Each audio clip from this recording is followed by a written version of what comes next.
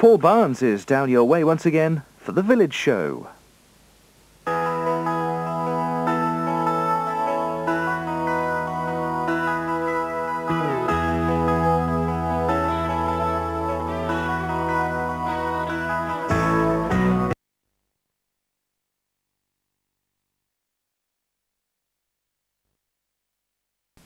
But first, Paul Barnes is down your way once again for the Village Show.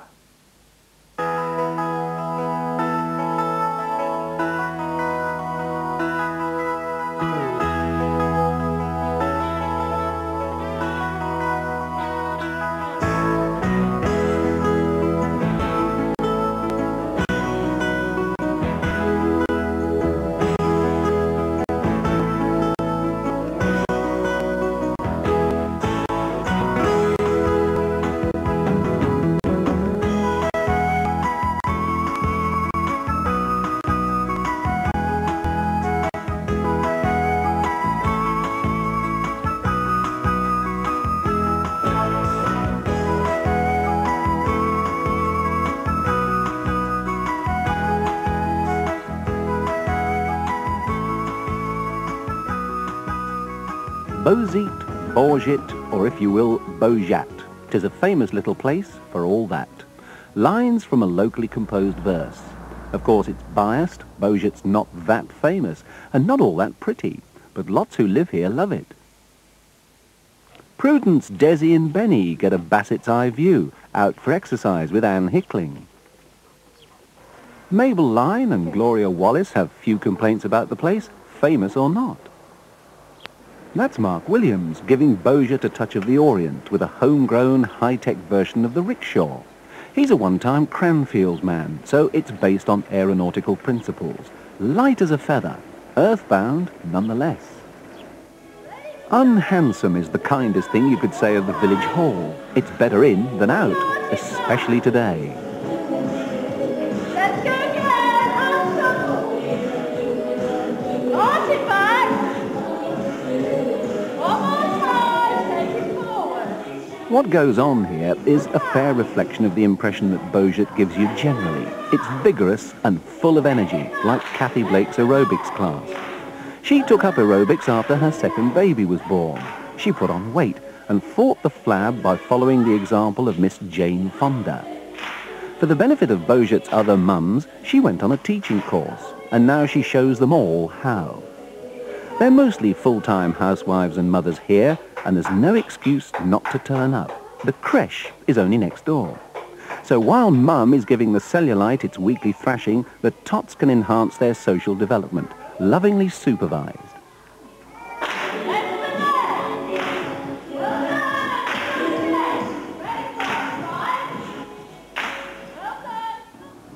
The nearest pub for thirsty aerobicists would have been here, but the Lord Nelson's sign went in 1955, and so did the licence. The porch and front door have been private ever since. Knocks and rattles go unanswered. If you have business here, and many do, the entrance is up the side. This is the only surviving instance of what the village of Bozeat was all about, boots and shoes. The names and styles change, but the machines and techniques haven't altered much at Kinston Closers. Time hasn't stood still, but it's moved very slowly. There were lots of footwear factories in Bozeat and outworkers in every other house. The dozen or so girls here are the last in a long line, and that could almost be at an end. When the boss retires, there's nobody to carry the business on from him, Ralph Tompkins. Since you began in the shoe trade, there have been a few changes. An awful lot of changes, Which yes. are the most significant ones?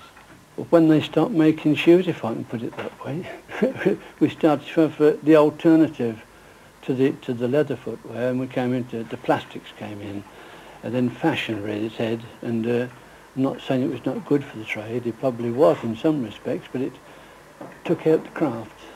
Do you, are you sad about that? Do you mourn for those days? Well, it is sad, isn't it, if craft goes, it's going to be difficult later on. Machines can only work by pressing a button, they can't think. And here we have it. We've got top-line manufacturers in the county here that can't get the labour to do the sort of work they want doing. Now this factory is the sole survivor in what was a boot and shoe making community. How much longer can this go on? Well, I don't know. It's very difficult to say. We are small enough to not to specialise. We can run small runs. Somebody wants 12 pair, we do 12 pairs. But factory's got to do a big one to make it even worthwhile thinking about it. Now one tragic aspect of your having established the business here is that it was a pub and is no more. Have you ever thought of turning it back into one? No, I wouldn't be tempted to that, no. I enjoyed it when it was a pub, it was my local. But I don't think it could go back to a pub. It didn't have a spirit licence anyway, it was a beer house, and therefore it couldn't survive in the present day climate. That's one reason why it closed, I think. Other boot and shoe factories in Bozeat have changed their use. Signs of their former trade are fading. Some have gone altogether. The same goes for the butchers, Garrett & Son. The shop closed in 1990 after 124 years. Now the site of it and the slaughterhouse next door are ripe for redevelopment. Derek Taylor worked there for 39 years, but his loyalty went largely unrewarded. All the meat walked in the yard, and at one stage we were killing 4 bullocks and 14 lambs and 5 pigs. And this day that was quite a large lot of meat for butchers to handle in this size shop. What about the people you worked for, the people who owned the shop? What were they like? Yeah, well, they were quite an odd couple. They were brother and sister. I worked for Mr. Garrett for 28 years, and then I carried on with his sister for 12 until 1990, July 1990. And if the business had run another 6 months, I would have done 40 years. I understand they had a rather odd attitude to money when it came to handing over change. Well, regular customers got to know the silly ways, but I mean, you get a customer come through the village and fancy a joint, she'd come in the shop and he'd say 112. You see, she thinking it was £1.12, and in fact when she got round to the office, she'd got to pay £1.12, which was 160. And I think this was the start of the decline of the business, the stubbornness towards decimalisation. Here's another of Bozeat's one-time pubs, the Checkers, long since turned from a public to a private house. Very attractive too, but those steps must have been a hazard after an intensive tasting. The editorial office of the Village magazine about Bozeat. So if we can put this in rather bold, a lot of space to take up half a page. Diane, have we got an ad that's a half page? Did you say paper shop? Yep, they've committed to having half a page right through the year, so that's good because I think that's going to fit in very well with what you want to put together. Diane West has been selling advertising. Now it's up to Lynn Ward and Penny Brannan to find and fit the words to fill the spaces in between. Every household gets a copy. Penny is the editor. Our policy really is to inform the village about what's going on and what actually has happened, because one of the greatest things that I think we found that came out of it was not in fact from the young families, but from a lot of our older people, particularly those that are perhaps a little less agile than they used to be and are a bit housebound and perhaps can't get out very often, and they still feel very much part of the community because once a quarter they can read about what's going on. From one extreme of the age range to the other. Of all the villages you could come across, none caters more comprehensively for each generation than Bozeat. Ruth Webb is one of the founding organisers of Tiny Tots. It's a meeting place for the littlies, pre-playgroup. It's not a dumping ground though. Mums come too, and they're glad to have the chance. Life can be lonely with a new baby. As one of them said, it's good to know you're not the only one who hasn't slept for a week. When a week of sleepless nights starts to show, the mums could turn to Julie Cathy Loss, makeup artist and beauty therapist. So what time's the barbecue this evening? Well, it's just open house. I suppose we shall light it about 7. Right, okay. Why don't you come and bring the kids? That would be lovely. I'd say if they get Are you having children as well? Then it's not well, just only an adult. hours. I mean, they won't go to bed if they know people are there. will they? Julie trained with a Swedish company whose products are developed the natural way, no cruelty involved. Bridget is a regular client. Now that Bridget's retreating behind that wall of salad, Julie, it does occur to me that you're in a very good position to know what makes a place like Bozeat actually tick, because in a sense you're in the position of taking confessionals, aren't you, from the people you deal with? Yes, I must admit all my ladies do tend to chat to me on a very much a one-to-one, and I think it does them good in a way. It's sort of almost therapeutic that they can get things off their chest and know that it's, you know, not going to go any further. It's such a community. Where we lived before was very pretty, but there was absolutely no community at all, and I just couldn't believe what went on in the village. There's so much for the children. It's got an excellent school. It just had everything going for it. You could be occupied 24 hours a day here with no problem at all. It's got a wonderful atmosphere to it, lovely spirit, everybody's so friendly. Bridget, you're resting quietly under the cucumber and mayonnaise there. How do you feel? Thoroughly relaxed. It's lovely. Take the cucumber off. Let me see your eyes. There we go. Feeling good? Really asleep, yes. Blissful.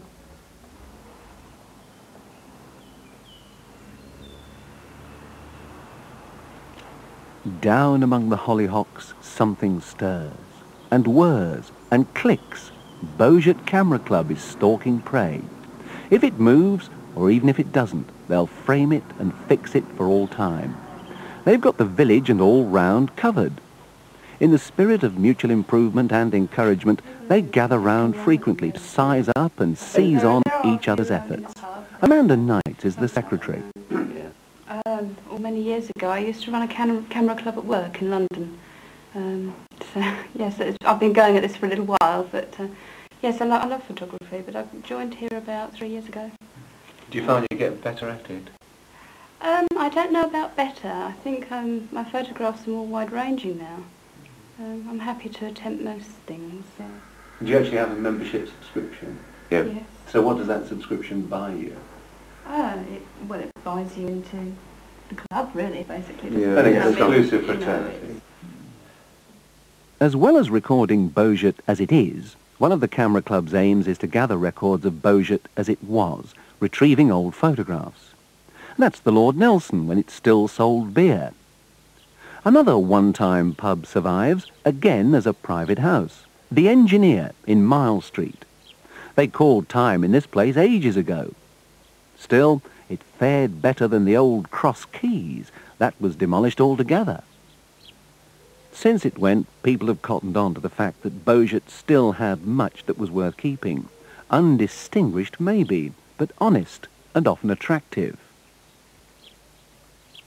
Bits of Bozeat have been neglected, targets for wind and water.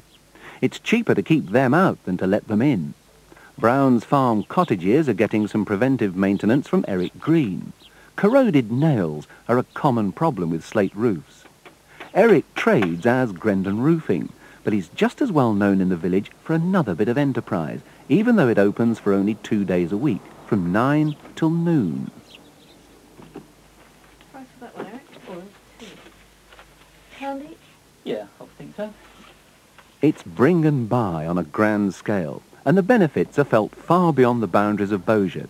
This is Bozeat Aid, which Eric instigated as a consequence of being personally involved in running a lifeline to Romania, a country made wretched by the regime of Ceausescu, and still wretched after his unlamented fall. Have you found anything to suit, Eric, or are you just stock-taking? I don't think I've quite got the legs for that. Oh, that's a very fetching little number. Not quite your colour, though, I contend. No, not really. What made you start Bozeat Aid? To support Romania, originally. Support the Third World in general, I suppose. What made you support Romania? Was it press reports and TV pictures? Originally, yes. And then 4 of us went out to Romania. Took some stuff originally in 1991. Since then I've been back once more. I hope to go out again in September this year. What sort of stuff are you taking out? Medical supplies, tools, anything can't get anything in the shops over there. What response have you had to the shop? Brilliant, yeah. Very, very good support from the village. In what way? Do they bring stuff and they buy? They bring and they buy, they do, yeah. How much money have you raised so far? At the moment we're nearly £3,000, which is, for a small village in a year, it's brilliant. That's remarkably good. But your own devotion is quite staggering, because time you take out is time you can't be working. That's true, yeah. You tell the taxman that. St Mary's is a big church, built to suit a big village and big congregations. But the numbers turning up now are less than once they were. Those who do come can reckon to worship in greater comfort than their forebears. The place is warmer than it ever was, and there are other conveniences in an annex to the main building. The vicar is Philip Bligh. When I came, there were expectations to really use the church for children, for people of all ages, for all kinds of activities. And so that needed a toilet, it needed a kitchen, and it needed a new heating system, which we had a very archaic one. And so plans were submitted to do all these things. And when the costs came through, of course, they were way beyond our means. A new heating system was a minimum quotation of £14,000. And you're talking over 10,000 to get a kitchen, toilet with the water and mains laid on. Gas, we hadn't got gas in the church either. But it was then that folk started offering their expertise and time. And you found all this labour and skill right on your doorstep here? Right on the doorstep. Builders, ordinary folk, men who I suppose sit down during the week, were happy to dig at the weekends and do manual labour. And as a team, it was a marvellous experience, all working together. The tide whispers gently on the shingle beach of one of Bozeat's backyard workshops. This was a lift factory, a relic of days when lifts, or heels, were made from elaborate sandwiches of leather. It's in Ruth Allen's backyard. She studied music at King's College London. At Mini Music, humdrum domestic objects are adapted to hum and drum. We've been doing a topic this term all about the seaside. So we actually use shells to click together or to make into shakers. And buckets and spades make quite good instruments. The principal thing is to get the kids enjoying music, to give them a chance to perform together as a group. So it's really important that they get to learn that everybody has to be quiet at the same time and they've all got to play their instruments at the same time. You can gradually see them progressing then to reading music a bit, and then in 2 or 3 years' time they can be ready to play an orchestral instrument. I'm really pleased because the first group of mini musicians who started off about 3 years ago are now playing things like French horns.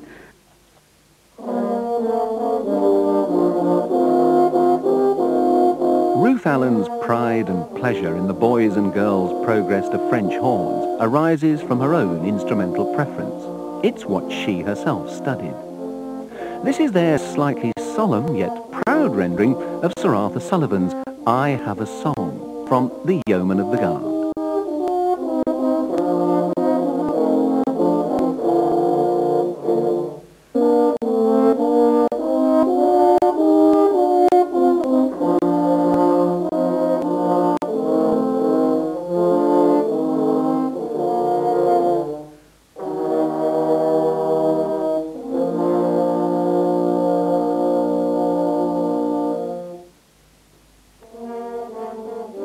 That's one of Bozeat's biggest houses, and it's furnished to size. It's mostly bespoke and mostly oak. This is heavy stuff, cut and planed from solid timber, seasoned and carefully selected. It's the work of one man born in Bozeat, retired from full-time business in joinery and cabinet making, yet spending as much of each day working wood as he ever did, Ted Drage.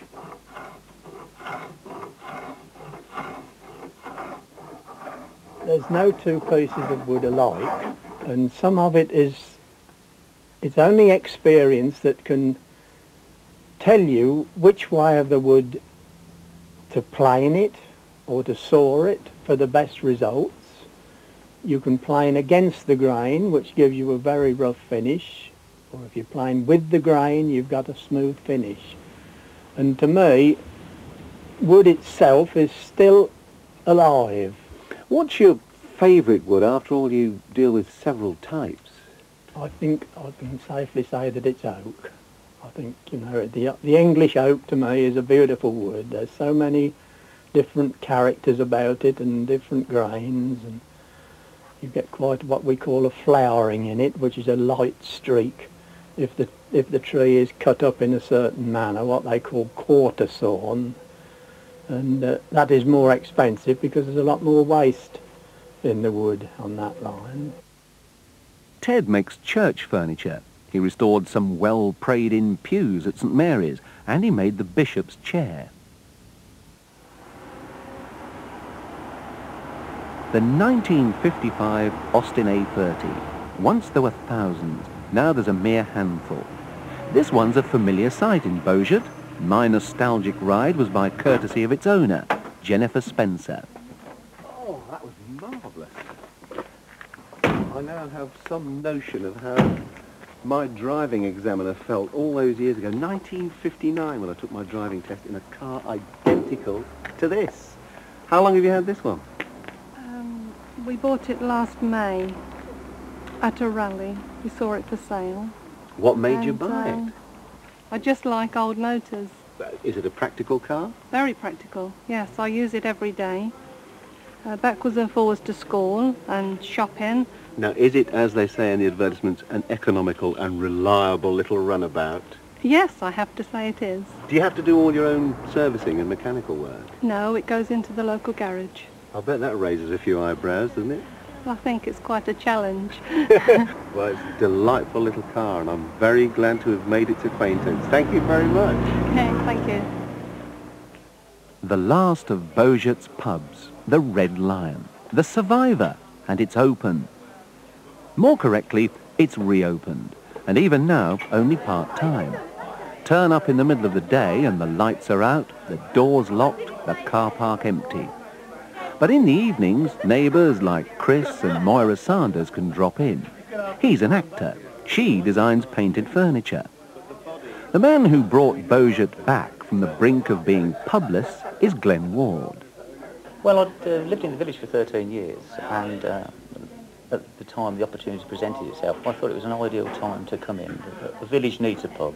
This is the only pub in the village that survived, if you like, and I just felt you've got to go for it, you know. But how many customers did you have when you took it over?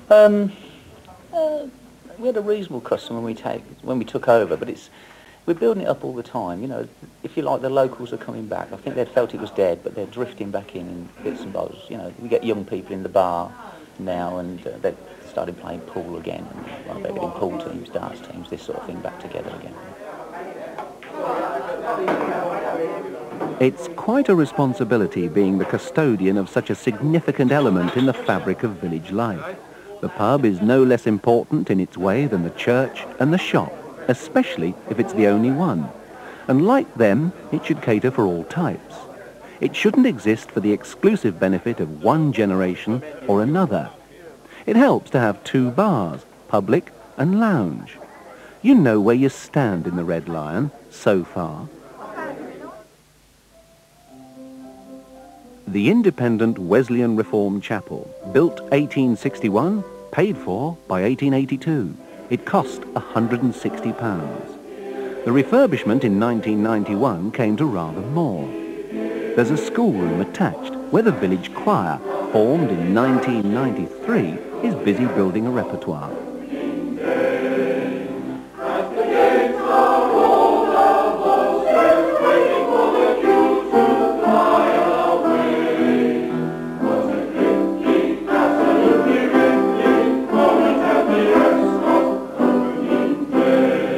It was Marion Brown, farmer's wife, who got the choir going with a letter in the magazine. Please don't feel inhibited if you haven't sung very much before, she wrote. Whether they've sung before or not, it doesn't show. Bozeat seems pretty much in tune with itself, and the choir is no exception.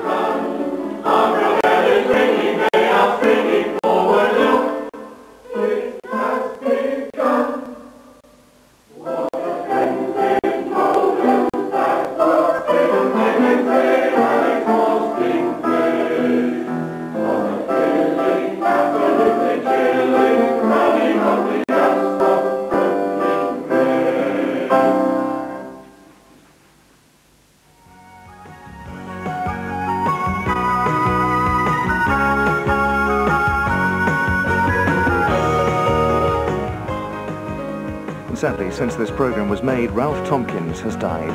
However, we understand from his family that the footwear business is to carry on.